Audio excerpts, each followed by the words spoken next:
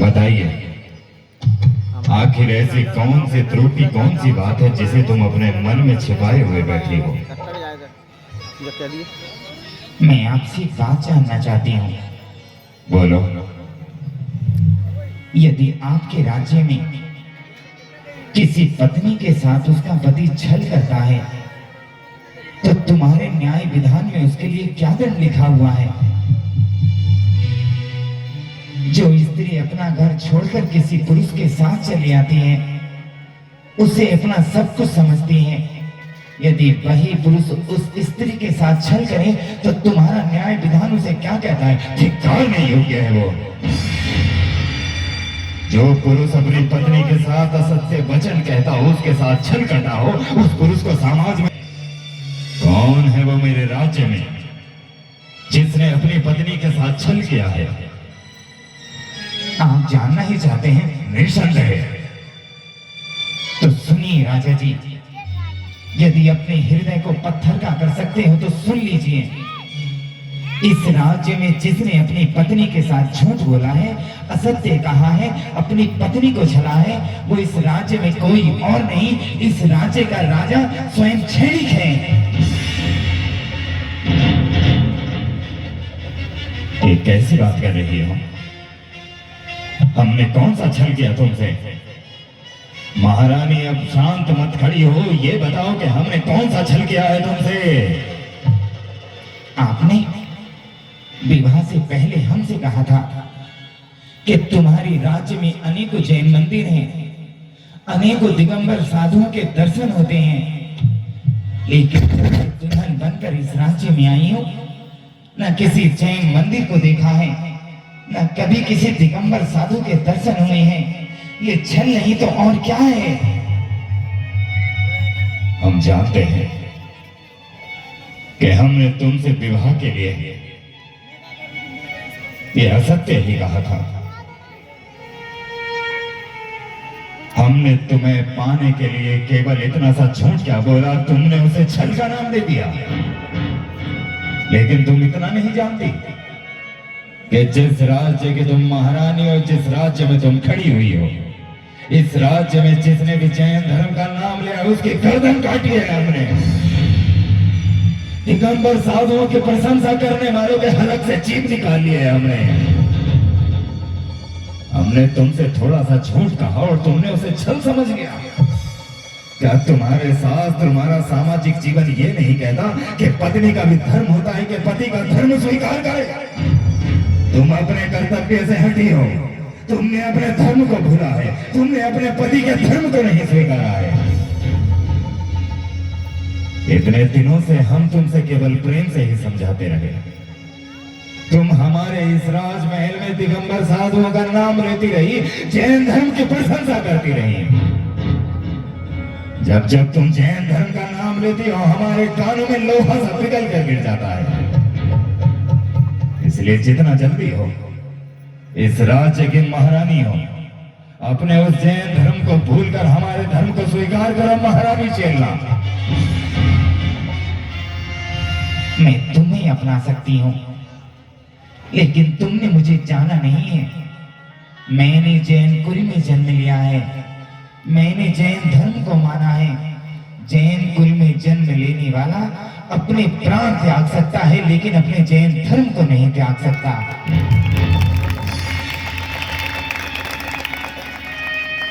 ओह, तो ये बात यहां तक बढ़कर चली आई है। जिस जैन धर्म की तुम बात करती हो, वो जैन धर्म तुम्हें क्या देता है? यदि इस विषय पर बात हो ही रही तो बात को सुनते हैं। तुम्हारा जैन धर्म अपने साधुओं को 2 गज वस्त्र तक नहीं दे पाया। अरे जिस धर्म के साधु नग्न अवस्था में घूमते हो, भला वो किसी का क्या उद्धार कर पाएंगे? मेरे गुरुओं को देखो, मेरे गुरुओं को देखो, इतना सोना चांदी है। तुम्हारे जैन धर्म में ना शांति है, ना संभवता है, ना श्रद्धा है। अच्छा, लेकिन मेरा जैन धर्म ये अवश्य कहता है कि इस संसार में जो धर्म दूसरे धर्म को अपशब्द कहता हो, दूसरे धर्म को चोट पहुंचाता हो, उससे नीचा, उससे गिरा हुआ धर्म दुनिया में कोई हो ही नहीं सकता।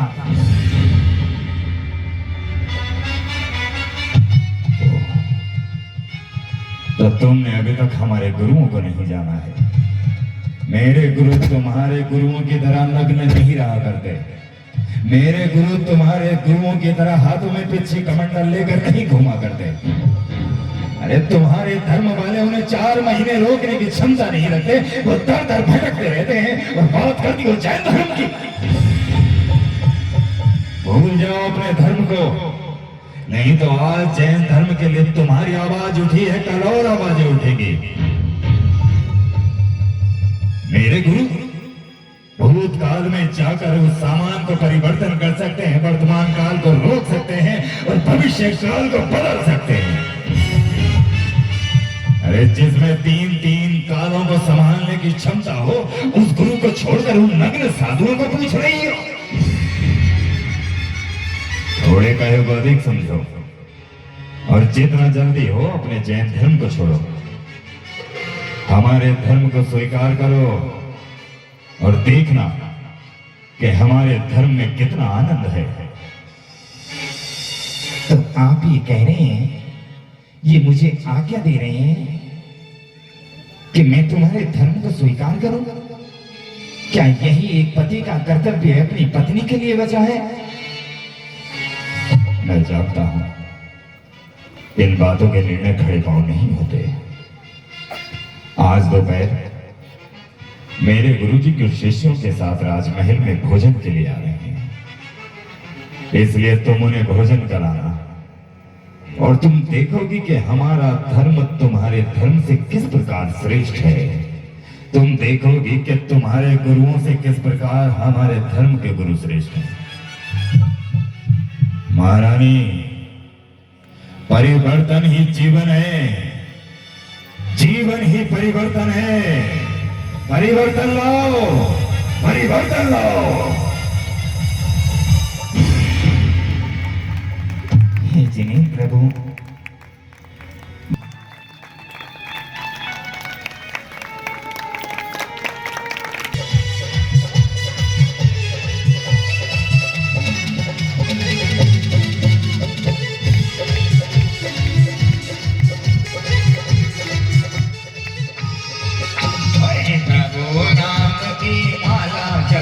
कोई दिलवाला, प्रभु राम की माला जपेगा कोई दिलवाला।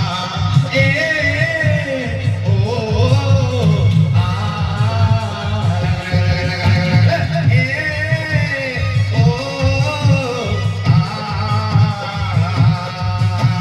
प्रभु राम की माला जपेगा कोई दिलवाला, प्रभु राम की माला जपेगा कोई दिलवाला।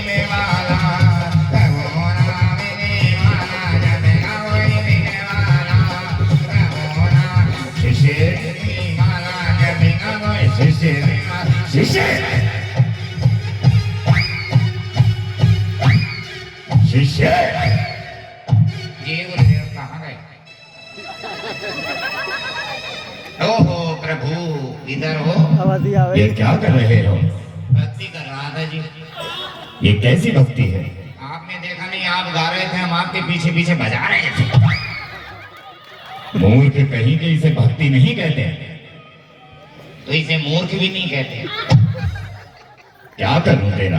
अपने आश्रम की गद्दी दे दो मुझे। अबे चुप हो जा। गद्दी कैसे दे दूं? जैसे तुमने अपने गुरु को मारकर अपनी गद्दी ली है। अबे शांत हो जा मूर्ख कहीं के। तू मेरा शिष्य ना होता तो मैं तुम्हारा गुरु होता। आज तेरी परीक्षा होगी। परीक्षा को कौन सा विद्यार्थी हूँ मैं? साधु हूँ। साधु की परीक्षा कौन लेता है? मैं लूंगा। अरे क्यों परीक्षा ले रहे हो? परीक्षा तो आजकल भारत सरकार नहीं ले रही। तुम मेरे साथ कितने वर्षों से हो? जितने वर्षों से आप मेरे साथ हो। अबे मोर कहीं के प्रश्न का उत्तर प्रश्न से नहीं दिया करते। तो गुरुजी उत्तर का उत्तर भी उत्तर से नहीं दिया करते। अरे मैंने यही तो पूछा, कितने सालों से तू मेरे साथ है? मैंने यही तो बताया है जितने सालों से आप मेरे साथ हैं, गिनो और मुझे भी बता दो। जो कोई एक ऐसी बात बता जे मुझे ऐसा लगे कि तेरे अंदर भी ज्ञान है। चिड़िया आकाश में उड़ती है। ये कौन सी ज्ञान की बात हुई? गुरुजी ज्ञान की बात है तभी तो बोला चिड़िया आकाश में उड़ती है। अगर ज्ञान ना होता तो मैं आपसे बोलता गुरुजी भैंस आकाश में उड़ गई, उड़ गई, उड़ गई, उड़ गई, उड़ गई, उड़ गई। अबे ठहर जाओ, भैंस को इतनी उड़ाएगा तो नीचे गिर के फट जाएगी। आज हम तुमसे कोई प्रश्न पूछेंगे, उन प्रश्नों का उत्तर देना, यही परीक्षा है तुम्हारी। प्रश्न पूछोगे? ठीक है गुरुजी, एक नहीं दो नहीं 100 प्रश्न पूछिए, उत्तर यार है, उत्तर। मेरा प्रश्न है, जल से पतला कौन है, कौन भूमि से भारी, कौन अगन से तेज है, कौन काजल से काली है? ये प्रश्न है या प्रश्नावली? ये क्या पूछ लिया मुझसे? हाथी से छोटा कौन है, कुत्ते से लंबा कौन है, बिल्ली से मोटा कौन है, ऊंट से ऊंचा कौन है? क्या है ये प्रश्न है। ये पूरी प्रश्नावली है। अगर हिम्मत है तो एक एक करके पूछो, उत्तर यार है, उत्तर। मेरा पहला प्रश्न है, जल से पतला कौन है? जल से बदला, जल से बदला, जल से बदला, जल से बदला, जल से बदला, जल से बदला, जल से बदला, जल से बदला, बन गया। बोलो। गुरुजी इस दुनिया में जल से पतला होता है कोरोना। वो कैसे? गुरुजी पता ही नहीं लगता नाक में कब घुसा, गले पे कब पहुंचा और छाती को कब फुला दिया। तो गुरुजी इस दुनिया में जल से पतला कोरोना है, कोरोना। ये तूने कहां सीखा? मैंने नहीं, पूरी दुनिया ने सीखा। अब चुप क्यों हो गए? अगला प्रश्न पूछो, उत्तर यार है, उत्तर। मेरा दूसरा प्रश्न है, कौन भूमि से भारी? भूमि से भारी, भूमि से भारी, भूमि से भारी, भूमि से भारी, भूमि से भारी, भूमि से भारी, भूमि से भारी, बन गया। बोलो। गुरुजी इस दुनिया में भूमि से भारी होता है कोरोना का मरीज। वो कैसे? ये समझो कि मुझे है कोरोना और मैं बस यूं गिर जाऊंगा। अरे उठा लो वे, अरे हॉस्पिटल ले जाओ वे, अरे उठा के ले जाओ रे। हाँ, उसे गुरुजी कोई नहीं उठाता। अरे उसके परिवार वाले तो उठाते होंगे। अगर परिवार वालों ने छुआ भी ना तो वो भी भूमि से भारी हो जाएंगे। इतने भारी हो जाते उन्हें छूना ही पसंद नहीं करता कोई। तेरे दोनों उत्तर गलत हैं। आपकी वैक्सीन गलत है। तेरे दोनों उत्तर गलत हैं। आपके दोनों प्रश्न गलत हैं। तू मेरा शिष्य नहीं हो सकता। आप मेरे गुरु नहीं हो सकते। अगला प्रश्न पूछो ना, उत्तर यार है, उत्तर। मेरा तीसरा प्रश्न है, कौन अगन से तेज है? आपको किसने बोला अगन तेज है? वो मगन का छोटा भाई कक्षा में सबसे पीछे बैठा करता था। गुरुजी अगन तेज वेज नहीं है। अबे चुप हो जा, शांत हो जा। अबे मूर्ख कहीं के, अगन का अर्थ होता है अग्नि, आग। और ऐसा बोलो ना कि आग से तेज कौन है। ये अगन मगन लगन लगा रखी है आपने। तो बता, कौन अगन से तेज है? अगन से तेज, आग से तेज, अग्नि से तेज, अगन से तेज, आग से तेज, अग्नि से तेज, अगन से तेज, आग से तेज, मिल गया। बोलो। गुरुजी अग्नि से तेज होती है भूख। वो कैसे? आज जब दोपहर में पंडाल में आया तो प्रदीप भैया जी ने बोला पूजन समाप्त। फिर ये जितने भी लोग बैठे हैं ना यहाँ पर, हाँ हाँ, तो ये भोजनशाला में यूं भगे, अबे भूख लगी है रोटी दे दे, भूख लगी है रोटी दे दे, भूख लगी है रोटी दे दे, भूख लगी है रोटी दे दे, भूख लगी है रोटी दे दे, भूख लगी है रोटी दे दे, रोटी रोटी रोटी। ठहर जा, इतनी भी नहीं लगी होगी। जब पता लगेगा तुम्हें, जब 6 से 12 पूजन में बैठोगे ना, पता लग जाएगा कितनी लगी होगी। फिर जब रोटी के पास जाते हैं तो रोटी कोई और उठा के ले जाता है। इतनी भूख लगती है, मांग रहे हैं भैया एक रोटी दे दे भैया, ए भैया एक रोटी दे दे भैया, ए भैया एक रोटी दे दे। तो वो क्या करता है, आज तो मेरे हाथ पे आग रख दी थी उसने। क्या करूं तेरा? अपनी आश्रम की गद्दी दे दो मुझे। अब चुप क्यों हो गए? उत्तरयान है उत्तर। मेरा चौथा है। कब है? अबे मोर कहीं के, मेरा चौथा प्रश्न है। मैं सोच रहा था चौथा वो वाला कर रहे, 1 2 3 4 चौथा। अबे चुप हो जा मोर कहीं के, क्या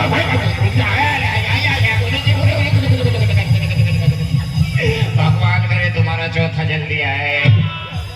मैं प्रश्न की बात कर रहा हूँ, बताइए क्या है तुम्हारा चौथा, कब मनाऊं? नहीं प्रश्न पूछिए चौथा। मेरा चौथा प्रश्न है, कौन काजल से काली? ये प्रश्न मत पूछो। क्यों? ये मेरा उत्तर सुन के सब लोग अपने दांत दिखाएंगे, हंसेंगे मुझ पर ही। अरे उत्तर में कौन हंसता है? उत्तर में परिवार जब छुपा हुआ हो तो सब हंसते हैं। कोई नहीं हंसेगा, बता कौन काजल से काली? इस दुनिया में गुरुजी काजल से काली है मेरी अम्मा। वो कैसे? मेरे पिताजी मेरी माँ को हमेशा बोलते थे, कल्लो इधर आ, कल्लो उधर जा, कल्लो यहाँ, कल्लो वहाँ जा, कल्लो दाएं जा, कल्लो बाएं जा, कल्लो ऊपर, कल्लो नीचे, कल्लो इधर, कल्लो उधर, कल्लो अबे जाएगा? अबे रुक जा रुक जा रुक जा रुक जा रुक जा रुक जा रुक जा। ये बता, ये कल्लो इधर जा उधर जा, दाया बाया, ये तो समझ आए, लेकिन खाली हाथ क्यों हिला रहा था? मेरी माँ इतनी काली है, काला बताने के शब्द खत्म हो गए, पर माँ का कालापन खत्म नहीं हुआ। तेरे चारों उत्तर गलत हैं। मुझे लग रहा है मेरा गुरु ही गलत है। अगर मेरे चारों उत्तर गलत है तो सच्चे उत्तर आप बता दो। मुझे ही बताने होंगे। जब बताने हैं तो पूछे क्यों है? तेरी परीक्षा के लिए। परीक्षा करके क्या डीएम बनाओगे क्या मुझे? ये परीक्षा आप बताओगे उत्तर के नहीं बताओगे? बताऊंगा, सुनो ध्यान से सुनना। सुनूंगा कान से ही। सुनाओ। जल से पतला कौन है, कौन भूमि से भारी, कौन गगन से तेज है, कौन काजल से कारी? सुनो शिष्य, जल से पतला ज्ञान है और पाप भूमि से भारी, क्रोध लगन से तेज है बच्चे, कलंक काजल से कारी, कलंक काजल से कारी। धन्य है आपने मुझे पाया, धन्य है। आपके जैसा जीवन सबको मिले। मेरे चरण हमेशा आपके पकड़नी, आपके चरण हम। अरे छोड़ो इन काले चरणों को। लेकिन हमें करना क्या है? आज हमें राजा जी के महल में जाना है। किस लिए? भोजन ग्रहण करना है। लेकिन भोजन तो खाया जाता है। अबे मोर कहीं के, ग्रहण करना और खाना एक ही तो होता है। अच्छा तो कपड़े कब खाएंगे हम? मतलब? कपड़े ग्रहण करते थे आज तक, जब दोनों एक ही होते तो कपड़ों को खाया करेंगे। अबे क्या करूं तेरा, क्या करूं? चुप हो जा।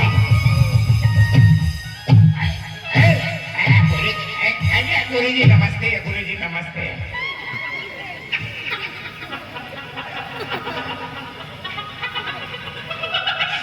ये कर क्या रहा था तू? ऐसा याद आया जैसे मेरे हाथ में झंडा, ऊपर झंडा मिला ही नहीं मुझे।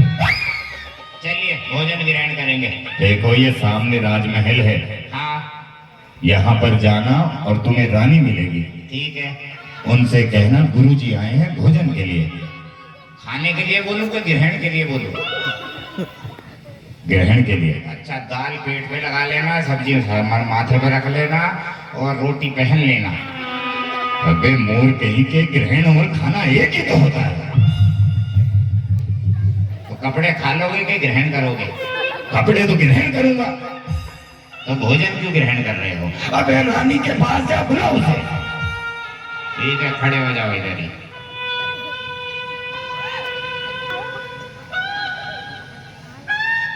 गया क्यों नहीं?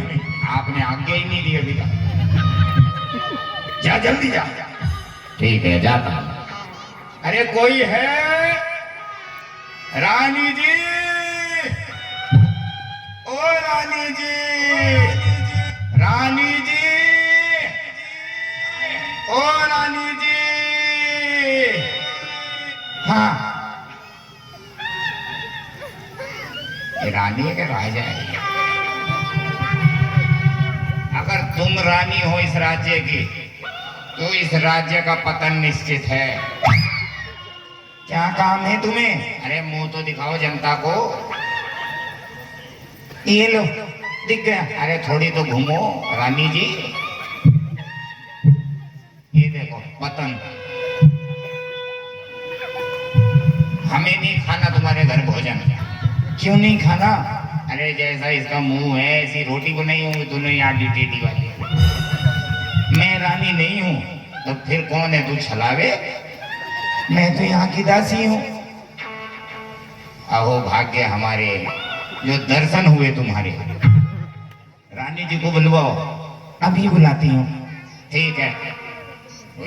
आलतू जलालतू आई बला को डालतू आलतू जलालतू है। क्या देख लिया? भूत देख लिया? क्या देख लिया मैंने? क्या देख लिया? अरे कौन है? रानी जी। हाय हाय हाय हाय हाय हाय। प्रणाम रानी जी। हाँ बोलो। आपके द्वार पर वो खड़ा है भिखारी। तो वो बोल रहा है कि रानी जी से बोलो भोज दे दें। उनसे कहो भंडारण से जो चाहिए मिल जाएगा उन्हें। ठीक है। गुरुजी। क्या हुआ? रानी जी तो यूं कह रही है कि कहीं भी जाके डूब के मर जाओ। तूने कहा क्या था उनसे? मैंने तो ये बोला था परम परम परम परम सिद्धे लोगों के पूज्य भगवान के तुल्य गुरुजी आए हैं। तो उन्होंने क्या कहा? उन्होंने तो कुछ नहीं कहा। उसकी दादी बोलती पानी में डुबा के मारो उसे। अबे मुंह कहीं के ये बोल के राजा जी के गुरुजी आए हैं। अच्छा ऐसा बोलूं? ठीक है रुको।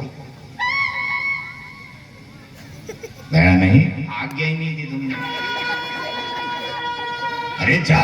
ऐसे नहीं ऐसे बोलो। हे चेले जा। हे चले जा। हट मुंह रख। रानी जी। हाँ आपके द्वार पर भुक्कड़ खड़ा है। उसे रोटी दे दो। मैं कुछ समझी नहीं हूँ। मैं हूँ आपके जो गुरुजी है ना, मैं उनका शिष्य हूँ। अच्छा आ गए आप लोग? हाँ हाँ हम भोजन, मैं तो भोजन खाने के लिए आया हूँ और जो गुरुजी हैं वो भोजन ग्रहण करने के लिए आए हैं। आप दोनों का स्वागत है। जल्दी आइए आप लोग। ठीक है गुरुजी। हाँ तुम्हारा नाम लिया तो कुछ काम नहीं बना। फिर अपनी जानकारी बताई मैंने। क्या कहा? मैंने कहा उन गुरुजी का चेला हूँ तो उन्होंने बोला आ जाओ भोजन करो भोजन करो। तो अब क्या करें? आओ हम तो भोजन खाएंगे तुम ग्रहण करना। आओ।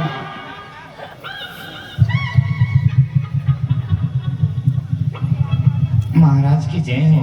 हाँ ये जो ग्रहण करेंगे ये है। मैं खाऊंगा। हाँ बैठिए गुरुजी। बहुत धूल है। बैठिए उधर बैठिए। आगे आगे और इधर इधर आगे आगे आओ गुरुजी। बैठ जाओ। आप कहाँ जा रहे हो? ये लीजिए भोजन आपका तैयार हो चुका था।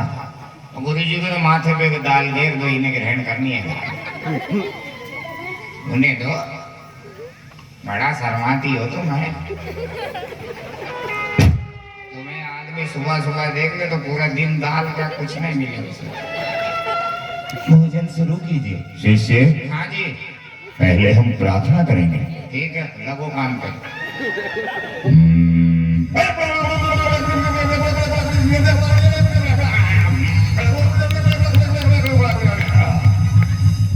अब भोजन हम शुरू कर सकते हैं। भोजन कहाँ गया? वो तो प्रार्थना लेके गई। लेकिन अभी तो हमने खाया ही नहीं। प्रार्थना को बुलाया क्यों था?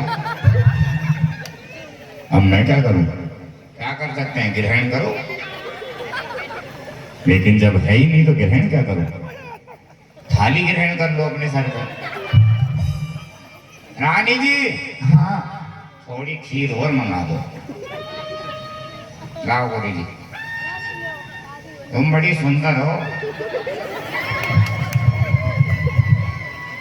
रानी जी जो तुमने खीर में दाल डाली है ना, बड़ा आनंद आया है उसमें। वाह, लाओ, बड़ी सुंदर लग रही हो। अगर तुम 4 अंगल और छोटी हो जाओ तो वाह वाह वाह वाह। अब हम प्रार्थना कर रहे हैं कि प्रभु हमें सबको भोजन दे। करो तुम प्रार्थना, भी दिवाता हूँ भोजन दो।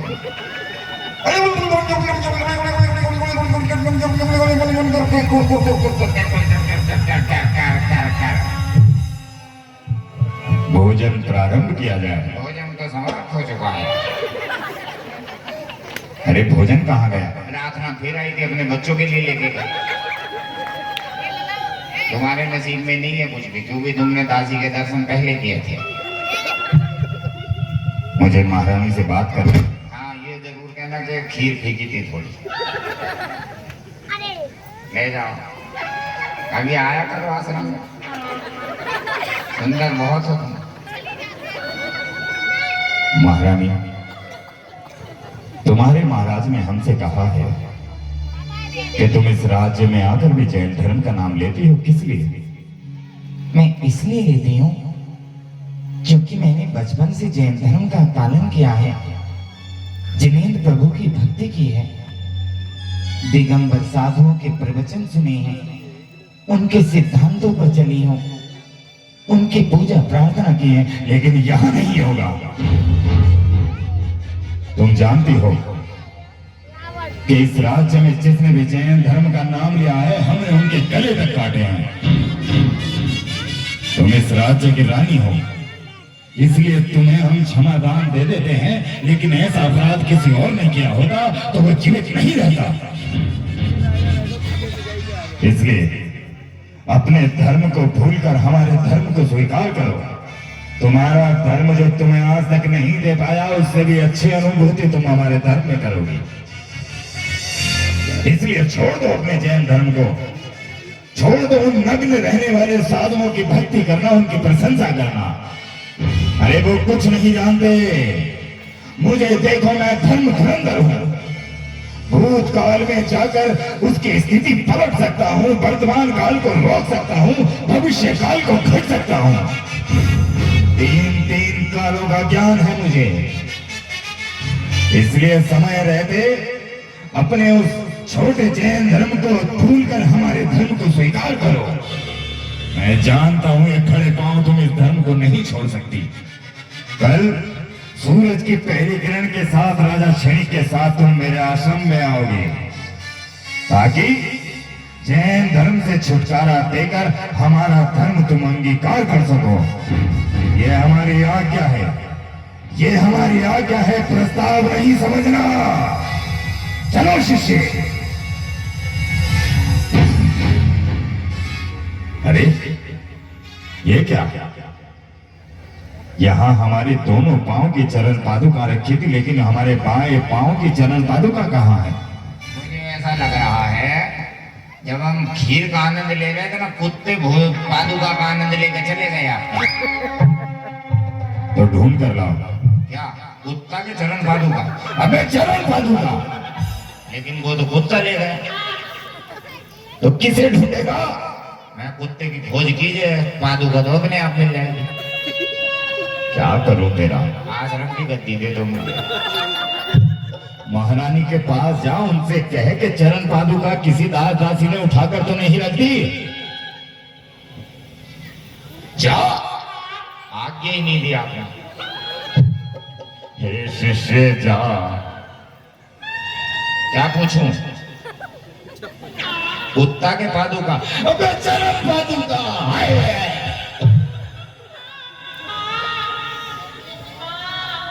कौन सी, आपकी के मेरी? अबे खो तो मेरी गई है। मैं सोच रहा दोनों को एक एक मिल जाती। गुरुजी द्वार पर खड़े हैं, बड़े क्रोधित हो रहे हैं वो तो। लेकिन क्यों? वो कह रहे हैं खीर कम दी है आपने, तो कह रहे हैं कि अगली बार आए तो बेला भर भर के खिलाना हमें। वो जैसा कहेंगे वैसा मिल जाएगा उन्हें। ठीक है।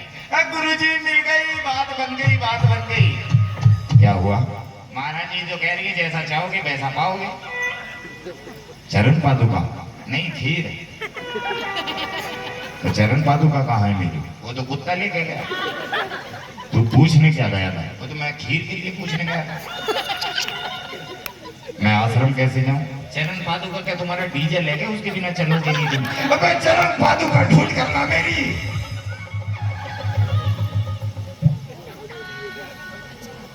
गया नहीं, आज्ञा ही नहीं लिया। मुझे खुद जाना होगा। महारानी चेलना,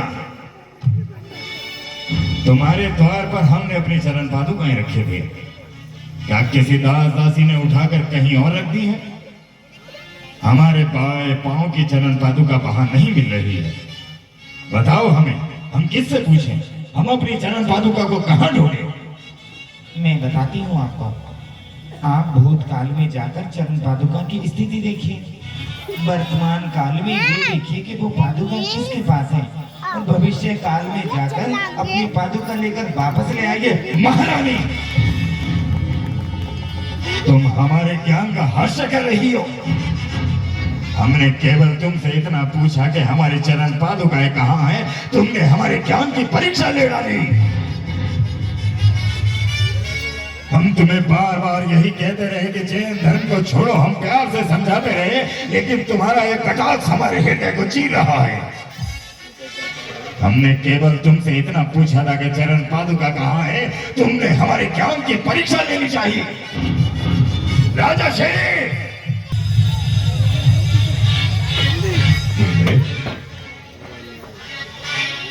आप इतने क्रोधित क्यों हैं?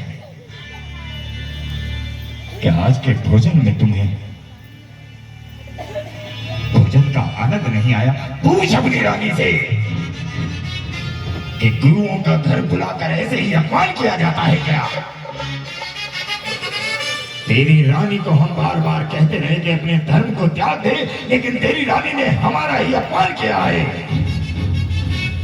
गुरुदेव, कैसा अपमान? किस तरह का अपमान? मेरी रानी किसी का अपमान नहीं कर सकती, हंसती है। हमने एक चरण पादुका के लिए क्या पूछा? तेरी रानी हमारे ज्ञान की परीक्षा लेना चाहती है। कहती है खोई हुई पादुका को तीनों काल में जाकर उसे ढूंढ कर लाओ। आज तक हमारा किसी ने इस तरह का अपमान नहीं किया। तेरे राज्य और स्वयं तेरा भी मस्तक हमारे चरणों में झुका रहता है, लेकिन हमारे ज्ञान को किसी ने नहीं ललकारा।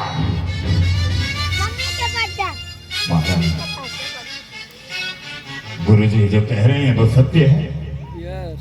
कह दो कि गुरुजी ने जो कहा वो सत्य है। कह दो कि तुमने मेरे गुरु का अपमान नहीं किया है। नहीं, अपमान नहीं, मैं तो आपकी आंखें खोलना चाहती हूँ।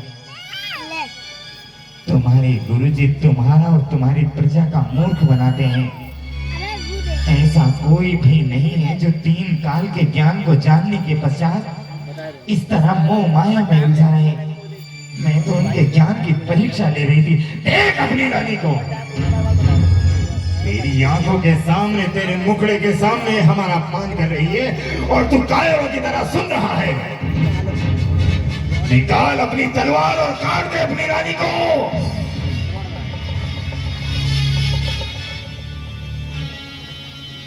मैं जान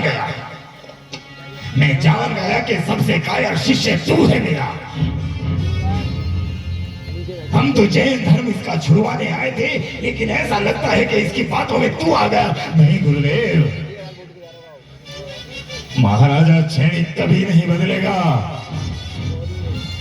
हाँ, मैं अपनी पत्नी की हत्या नहीं कर सकता, मैं उसे कोई दंड नहीं दे सकता, लेकिन इसके पश्चात आपके चरणों की सौगंध खाता हूं कि यदि कोई दूसरा रास्ता तुम्हारे अपमान को लेने का बदला लेने के लिए है तो बताएं मुझे। यही तो मैं चाहता था। अब देखना महारानी कि भविष्य में जाकर तुम्हारा भविष्य कैसे परिवर्तन करता हूं मैं। तुझे मैंने आज तक यही समझाया है कि आंख के बदले आंख ले राजा, और हाथ के बदले हाथ। क्या गुरु अपमान के बदले गुरु अपमान कर सकता है?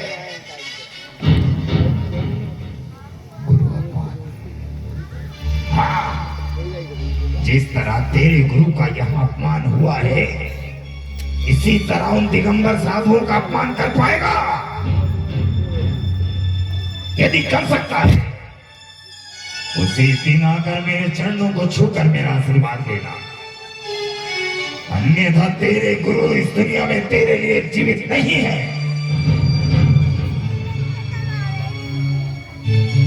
आपका आशीर्वाद पाने के लिए कुछ भी चलूंगा। मैं जब तक आपके अपमान का बदला इन दिगंबर साधुओं से ना ले लूं, तब तक ये राजा छैनिक अन्न और जल की एक बूंद को हाथ तक नहीं लगाएगा। वचन देता हूं, जब तक उन दिगंबर साधुओं का अपमान ना कर दूं, तब तक आपके चरणों को ये राजा छैनिक नहीं छुएगा। वचन दिया सोचा नहीं, क्या हो सोच समझ कर कीजिए, जीवन में हर काम। तो ठीक है, जिस दिन गुरु के अपमान का बदला गुरु अपमान से ले, उस दिन आश्रम में आकर मेरा आशीर्वाद ले लेना, मेरा आशीर्वाद ले लेना। चलो शिष्य। सुनिए, मेरी बात को गलत मत समझिए। मैं तो आपके गुरु के ज्ञान को देखना चाहती थी। वो ज्ञानी कभी नहीं हो सकता जो अपने ज्ञान का ढोंग करता हो, ढिंडोरा पीटता हो। वो हमारे गुरु थे, चाहे उन्हें ज्ञान हो या ना हो, वो 3 काल के ज्ञान के धारी हो या ना हो, तुमने उनका अपमान कैसे किया? जिस तरह ये वेदना, ये पीड़ा तुम्हें हो रही है, उसी तरह तुम्हारे गुरु मेरे जैन धर्म को अपमानित कर रहे थे। मैंने जैन कुल में जन्म लिया है, मैं अपने प्राण दे सकती हूँ, लेकिन अपने जैन धर्म के लिए अब सब कभी नहीं सुन सकती। तुम अपने धर्म के लिए लिखो, राजा छैनिक अपने धर्म के लिए लिखे। तुम अपने गुरु की पूजा प्रार्थना करते हो, हम अपने गुरु के लिए लिखे।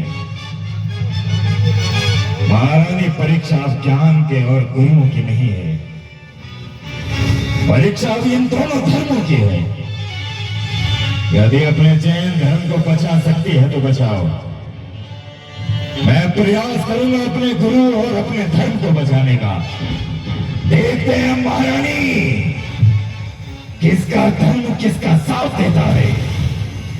और ये बात कभी मत भूलना, ये बात कभी मत भूलना कि जब तक गुरु के अपमान का बदला तेरे गुरु के अपमान से ना ले लो, तब तक चैन से नहीं रहूंगा, नहीं रहूंगा। सुनिए, नहीं, सुनिए, सुनिए।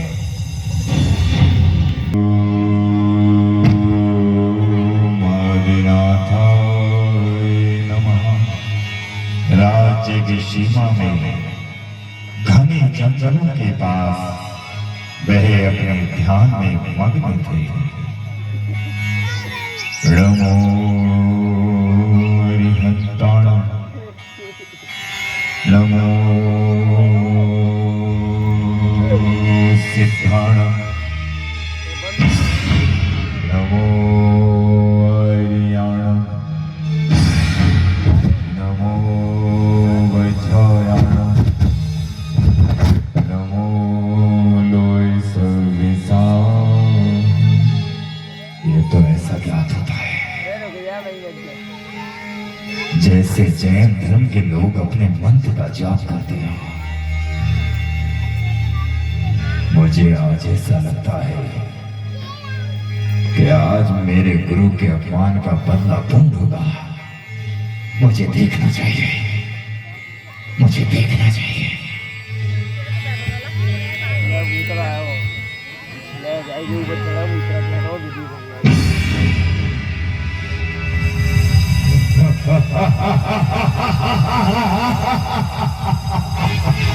दिगंबर साधु, ओंकार मंत्र का जाप कर रहा है। ये तो शिकार खुद शिकारी के पास चलकर आ गया। क्या तुम नहीं जानते कि आज तक किसी भी दिगंबर साधु ने मेरे राज्य में प्रवेश किया है?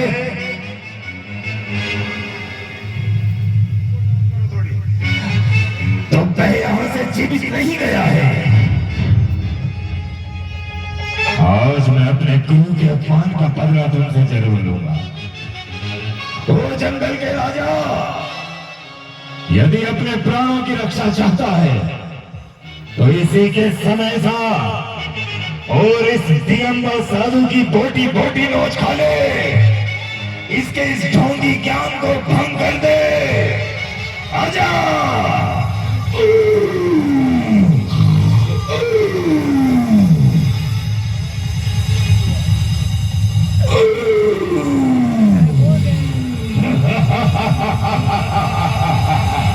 नमो आदिनाथाय नमः।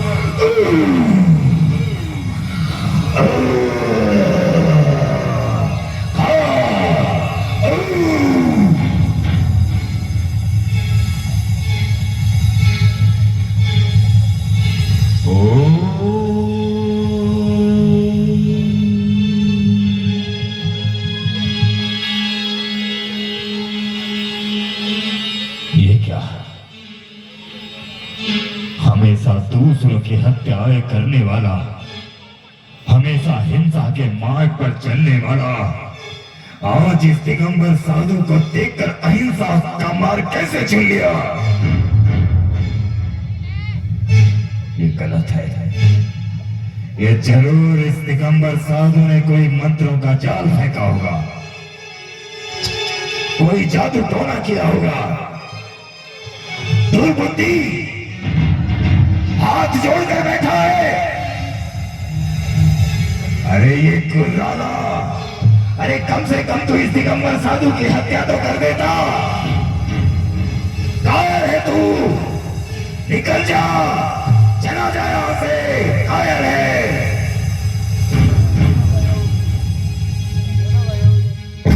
ये क्या? अगर इस तरह से रहा तो मैं अपने गुरु के अपमान का बदला कैसे ले सकता हूं? ना ये छल काम आएंगे, ना ये जानवर काम आएंगे।